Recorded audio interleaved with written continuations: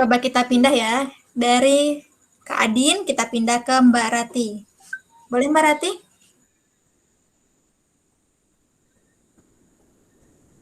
Halo, Halo. oke. Ayo Mbak Enta, ini giliran aku ya yang buat sharing-sharing. Sip. Mungkin kalau karena semuanya udah dijelasin ya dari mulai substansi, kemudian tips-tips ya untuk para pendaftar LPDP yang tahun 2021 ini, mungkin aku akan nambahin aja dengan share ya karena seputar pengalaman Jepang gitu karena Jepang ini suatu negara yang by research gitu ya, yang mana kita perlu untuk pendekatan dulu sama profesor gitu ya. Jadinya ada suatu berkas khusus yang aku anjurin teman-teman untuk punya terlebih dahulu sebelum melamar LPDP gitu. Boleh ya Mbak Enta aku sharing tentang ini? Boleh banget.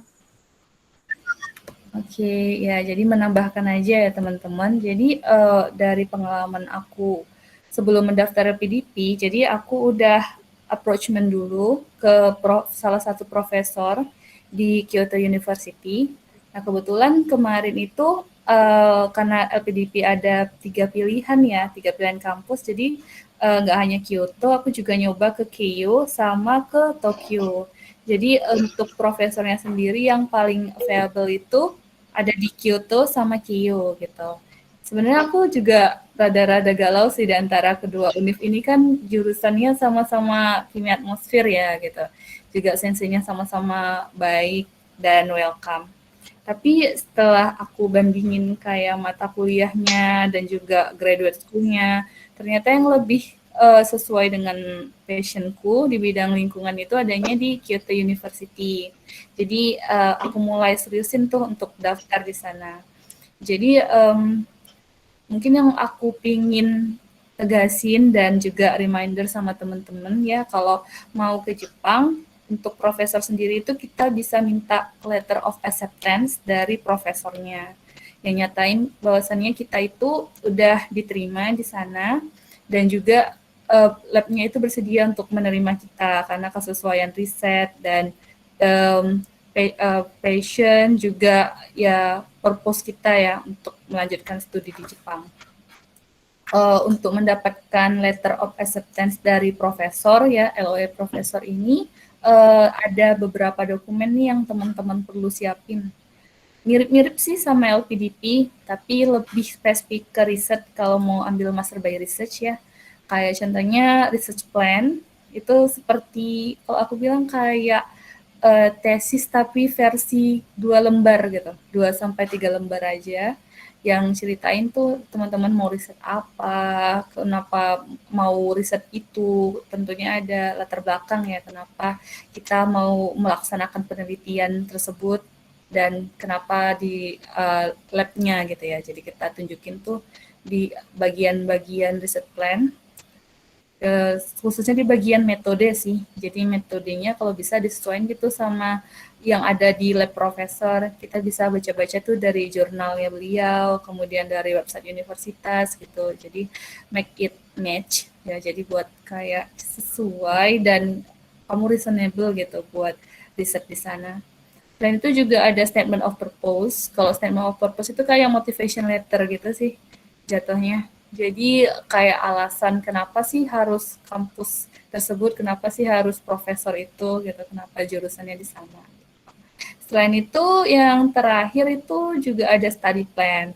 Kalau aku sarani kalau buat study plan itu di Jepang itu kamu minta aja sama admin fakultas seperti apa sih kurikulum di sana gitu. Jadi gampang tuh buat study plan-nya di semester 1 kamu mau ngapain aja, mau ambil mata kuliah apa, semester 2 mau melakukan apa.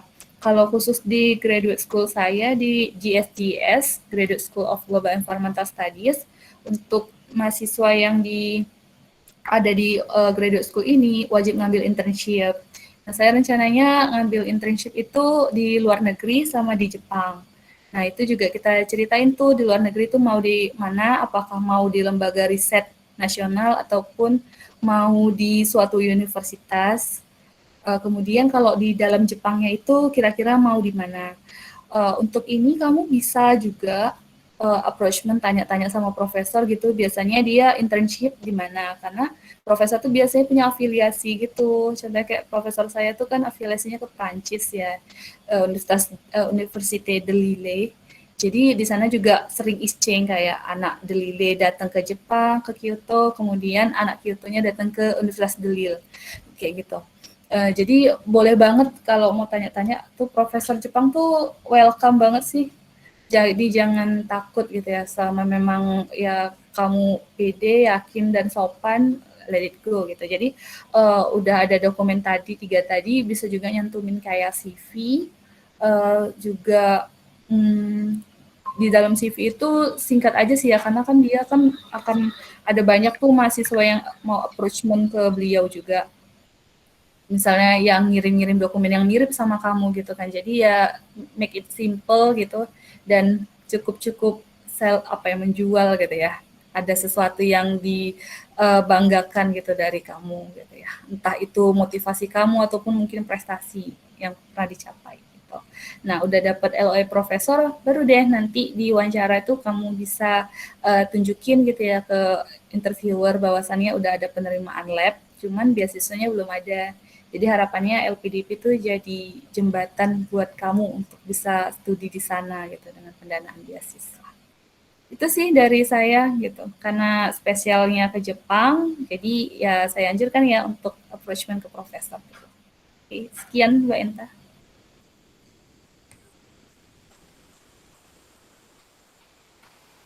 Oke, mantap Siap. banget. Berarti kalau di Jepang ini kita nggak boleh apatis ya, nggak boleh kayak nunggu apa-apa sendiri, jadi nggak boleh minta disuapin, tapi langsung minta ke profesornya, kayak gitu. Kalaupun nanti butuh Iya, data, jadi langsung tanya aja, jangan malu bertanya ya berarti. iya betul. Kamu juga bisa mastiin kayak apa sih yang ada di labnya kayak gitu. Jangan malu sih, dulu aku tuh agak malu gitu kan, tapi sebenarnya lumrah banget sih nanya Oke, apa yang ada dan nggak ada gitu.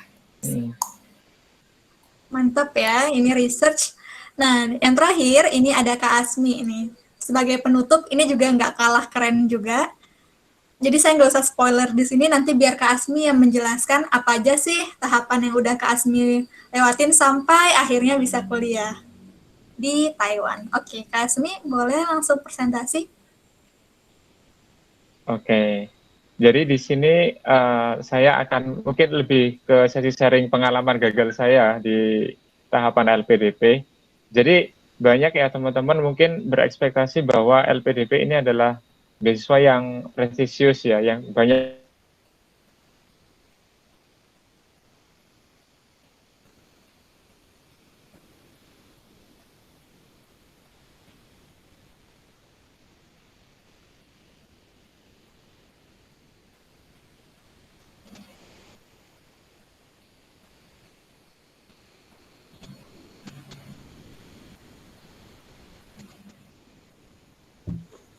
Jaringannya Asmi kelihatannya putus.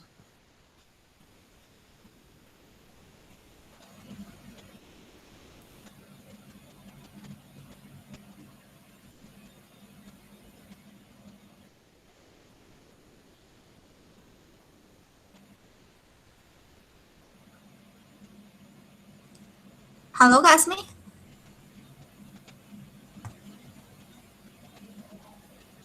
Ini sinyal di saya atau gimana ya? Saya nggak bisa dengar Kak Asmi. Ya ini suara sinyalnya Asmi sedang putus, sedang live lagi perbaikan. Ditunggu dulu. Oke, sambil nunggu kayaknya aku mau tanya ke Mbak Rati deh. Mbak, tadi kan itu cara dapetin profesornya ya. Tapi kan kalau prasejahtera berprestasi pasti harus ada prestasinya dong ya. Nah, Mbak Rati tuh dulu prestasinya apa sih Mbak? Terus tuh syarat-syarat di prasejahtera berprestasi ini apa sih untuk daftar ke PDP? Oh, oke. Ya, mantap banget ya pertanyaannya Mbak Enta. Jadi tadi mungkin ini juga saya perlu mention ya terkait hal ini. Ya, jadi kalau beasiswa prasejahtera berprestasi itu saya nggak bilang prestasinya harus seperti saya ini ya, akan tetapi memang wawancara itu cukup mempertanyakan gitu.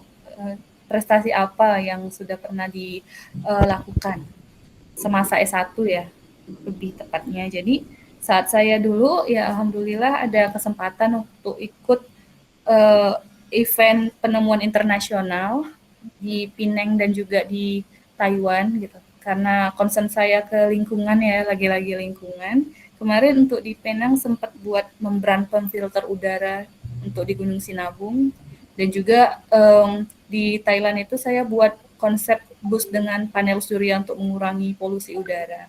Jadi untuk teman-teman mungkin saya lihat juga adik-adik angkatan itu mulai-mulai seneng tuh kayak nulis-nulis LKTI, esai, juga nulis PKM. Nah, itu kan merupakan suatu pencapaian ya, bahwasanya kalian adalah mahasiswa yang tidak hanya mengerjakan tugas lalu pulang, tetapi juga ada kontribusi yang diberikan selama berkuliah S1 gitu. Jadi itu penting. Jadi tetap lanjutkan perjuangannya gitu ya, sembari membantu masyarakat juga berprestasi gitu. Itu sih dari saya. Dan yang untuk pertanyaan kedua, bedanya ya afirmasi prestasi.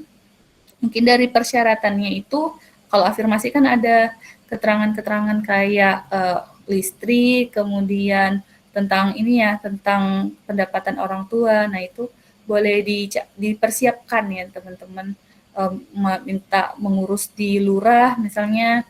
Kalau misalnya kalian jauh mungkin orang tuanya bisa untuk bantu menguruskan gitu ya, tentang surat menyuratnya itu. Keterangan-keterangan itu sih yang perlu.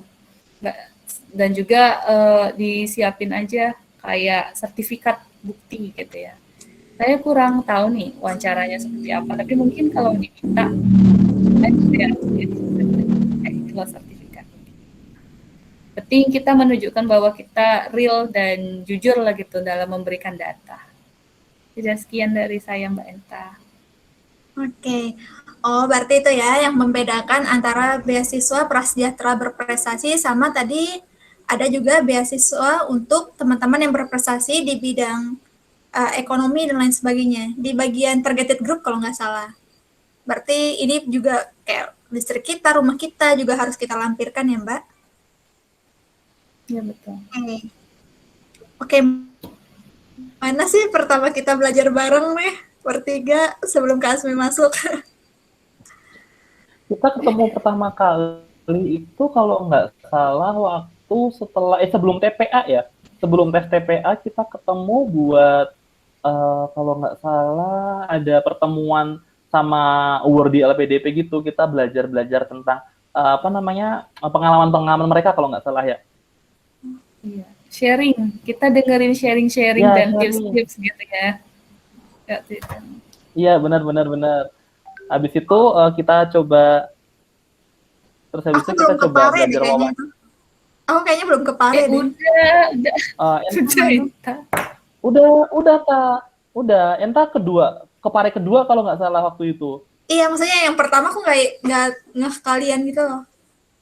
Aku kan datangnya telat. Soalnya kita juga. Aku telat datangnya. Belum. Aku datang kurang berapa lama ya sebelum tes. Pokoknya kalian udah kenal dulu. Aku kayak masuk gitu. Tapi akhirnya kan kita juga karena teman-teman yang lain masih ngajar ya, jadi kan akhirnya kita susah untuk belajar wawancara kan, padahal wawancara kan intensif kan kemarin. Dari akhirnya teman-teman yang bisa aja ya, berarti berempat ini aja yang bisa setiap hari ketemu dari kafe ke kafe. Enggak sih, dari kita cuma kafenya satu sampai mbak-mbaknya kenal ya. Kita kalau aku sama dari pagi sampai sama Kak Asmi tuh belajarnya dari TPA dulu. Aku datang ke Pare, aku lupa deh bulan berapa. Pokoknya tuh Mbak Rati sama Kak Asmi dan kawan-kawan tuh itu udah belajar semua Kak tentang materi TPA lah, kayak verbal, non-verbal. Aku datang, aku masih ingat pertemuan pertama aku datang tuh mereka lagi bahas perbandingan. Jadi pas di subbabnya perbandingan, jadi kayak mereka udah ngabisin satu chapter buku awal nih. Pindah ke buku ini, aku baru masuk buku kedua. Aku masih ingat banget itu. Kayak aku nggak kenal siapa-siapa. Temanku ada, tapi temanku itu tuh nggak datang, soalnya dia ngajar dulu. Jadi aku di situ kayak ya udah sok kenal sok deket lah sama yang lainnya. Kalau itu aku masih kalau TPA aku masih single fighter, aku belum masuk ke Pare waktu itu aku TPA. setelah aku setelah lulus TPA, aku baru join ke Pare. Aku baru inget. Iya. Jadi yang telat join aku. Nah, pas di TPA, aku tuh kenal Mbak Ratih. Ya Allah, Mbak Ratih rajin banget, guys. Jadi tuh Mbak luar Ratih, biasa. Ceritain. kan siang Aduh, jangan diceritain. Nggak apa. Siangnya kan belajar nih kita. Belajar TPA yang bareng-bareng doang. Jadi kayak ada yang ngajarin kita, siapa sih namanya? Aku lupa. Itu berjasa banget. Siapa? Miss Miss siapa ya? Tina, Ya ampun. Miss Suryani. Oh, Miss Yani. Iya, Nah, Miss Suryani. Miss Yani. Miss Yani ini dia tuh studentnya Miss Zaina. Pokoknya mereka tukaran tempat lah. Kalau di TPA Miss Zaina jadi muridnya, kalau di bahasa Inggris Miss Yani jadi murid begitu. Terus nih belajar siang. Jadi aku kayak pertama diwawancarain nih sama mereka. Siapa namanya? Enta, aku bilang kan. Oh, di Pare kamu belajar les di mana? Terus aku kan belum les ya saat itu. Oh, belum les sih, aku bilang. Terus kesibukan kamu apa? Ya ikut belajar ini doang, aku bilang. Aku kayak kalau hari itu tuh kayak insecure banget gitu loh. Mereka tuh udah pada les, Kak. Bahkan ada yang udah nyicil IELTS dan lain sebagainya. Bahkan ada yang sambil les di tempat lain juga untuk TPA. Biar TPA-nya mereka tuh makin mantap semua. Tapi aku cuma belajar sehari cuma 1,5 jam bareng mereka. Sisanya drakoran dong di kos, di Pare. Kayak udah hidupku tuh begitu aja. Belajar jadi saya sambil mencuri waktu gitu ya. Jadi mereka mungkin karena abis S1 juga ya, jadi kayak udah penat gitu loh sama belajar. Ya udahlah, belajar semampunya aja dan semutnya aja. Terus mendekati ujian, kayaknya tuh aku -4 mendekati ujian baru deh aku ngebuka soal verbal. Aku aja minta jawaban, ini kan ada kayak bank soalnya kan. Aku aja tuh minta di Kasmi punya bank soal kan. Aku punya nih. Padahal di belakangnya udah ada kunci jawaban. Tuh kayak Kak Kasmi minta punyanya Kasmi dong. Karena aku yakin Kasmi udah perbaikin juga. Jadi kayak dia nggak akan ngopas gitu loh. Dia pasti kayak ada kunci jawaban yang salah pasti dia ganti kan. Kasmi boleh pinjam nggak? Kasmi tuh ngasih aku gini.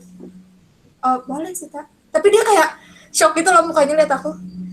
Terus abis tes dia baru ngomong ke aku, Tak tahu nggak ekspresiku saat itu pas ngasih kamu buku, gila ya nih anak santai banget. Dia ngomong, niat nggak sih? Kasmi ngomong hatinya gitu ngeliat aku.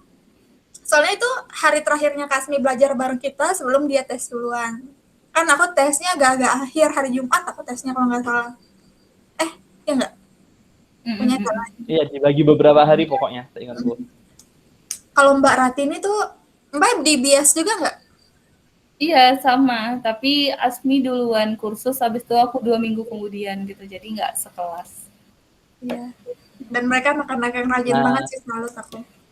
Jadi kan memang Enta, Asmi, kemudian Mbak Ratit kan memang belajar les TPA kan. Nah kalau saya dulu waktu TPA bener-bener single fighter. Jadi bener-bener belajar sendiri, bener-bener kayak nggak ada temennya, cuma mantau di grup jawaban-jawaban gitu. Akhirnya ya alhamdulillah tapi masih lolos. Udah. Alhamdulillah. Aku tuh pas Mbak Rati di mana ya? Yang Mbak Rati Hamin berapa itu? Kita kayak udah mau bubar belajarnya tuh. Terus Mbak Rati bilang, aku ikut tryout nih. Dia bilang. Aku ikut tryout, dia sambil ngejawab tryout, aku tuh udah mati, deg gitu. Soalnya aku kayak nggak ada persiapan. Buku aja belum aku habisin gitu loh. Materi kan aku belum habis nih. Jadi kayak di terakhir baru lah.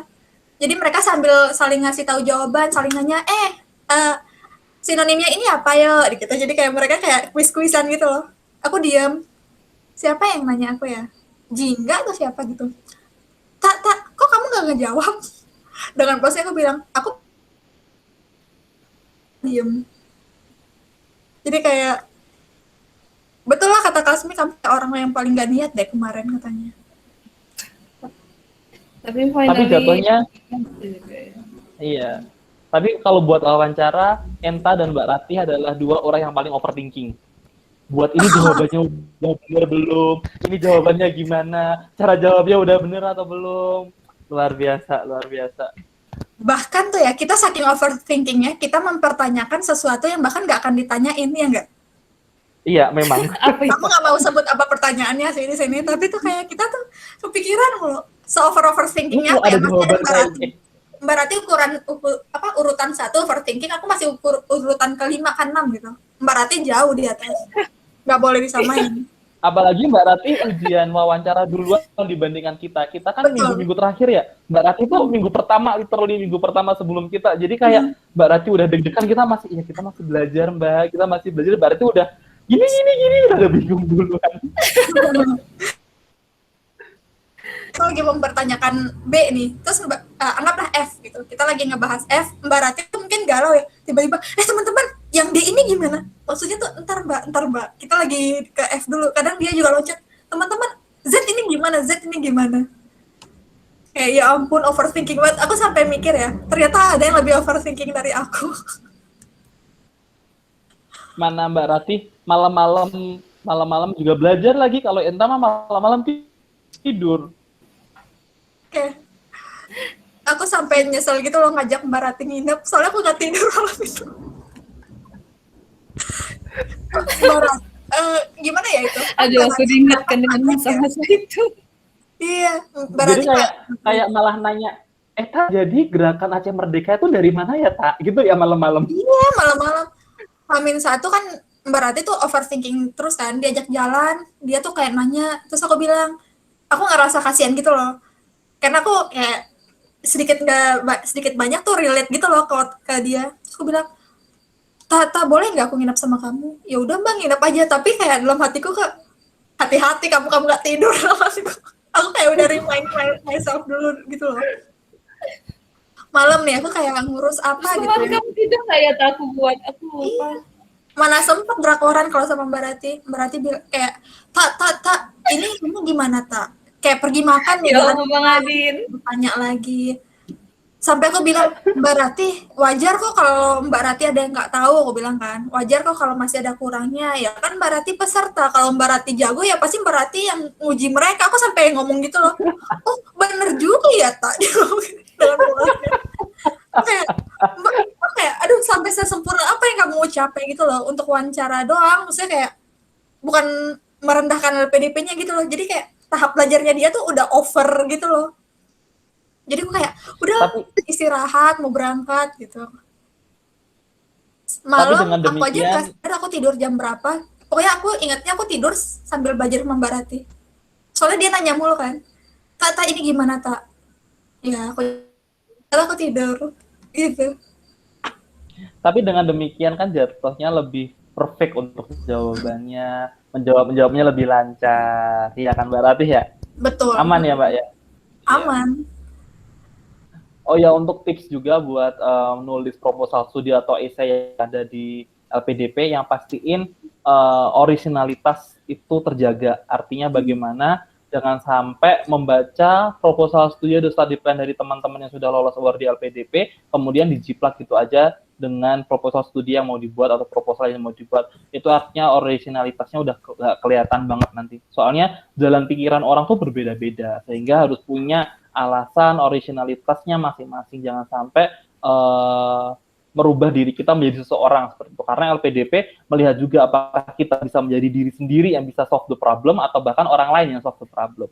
Kayak gitu. Oke, kelihatannya Mas Asmi nggak bisa join lagi. Ya, Tak, silahkan diceritain aja bagaimana dulu Mas Asmi bisa akhirnya lebih duluan kuliah daripada kita. Oke, jadi nanti mungkin ada sesi kali ya sama Kak Asmi dan aku nggak bisa menceritain dia gimana. Tapi tuh Kak Asmi salah satu orang yang rajin, tekun, kayak alim, dia 4 lah, itu yang baik-baik, berprestasi, iya semuanya. Dia kayak orang yang kayak, kalau misalnya kita minta bantuan apa tuh pasti selalu ada, kayak nganter Mbak Rati kemana lah, minta fotokopi apa, jadi kayak saling bantu lah di sana.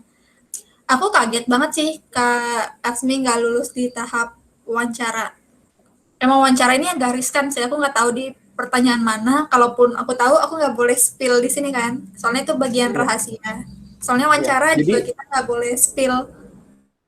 Jadi dari keempat teman kita belajar bersama ini, hanya Asmi yang akhirnya tidak rezeki di LPDP. Kayak gitu ya, Taya?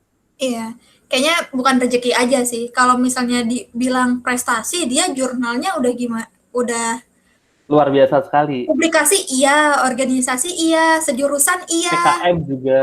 PKM iya, lomba iya. Jadi kayak yang dicari apalagi loh kalau Kak Asmi ya. Mungkin ya nasib sama rezeki aja. Kemarin aku masih ingat tuh, aku di UB, aku nemenin anak anak agrobisnis. Aku lagi tiduran tuh di musolanya sambil nunggu dia bimbingan. Masuklah chat dari Kak Adin, tak udah lihat pengumuman belum? Terus di grup pelajar kita udah rame kan, teman-teman Iya. pengumuman udah keluar nih, pengumuman udah keluar. Udah keluar. Aku udah deg-deg banget itu Kak. Terus mana kan aku bawa iPhone-ku ya ke kampus. Nah dia tuh nggak bisa ngakses website LPDP. Aku nggak tahu kenapa ya. Iya makanya aku lama itu. Oh Aku iya, juga aku udah iPhone buka dan dia nggak pengumuman. bisa akses Gimana, LPDP. Kak? Terus aku Gimana, kayak, Kak? ya Gimana, kali Kak? kita Gimana minta gitu. HP orang di jalan, kalau nggak lulus kan nangis ya di depan dia. Iya.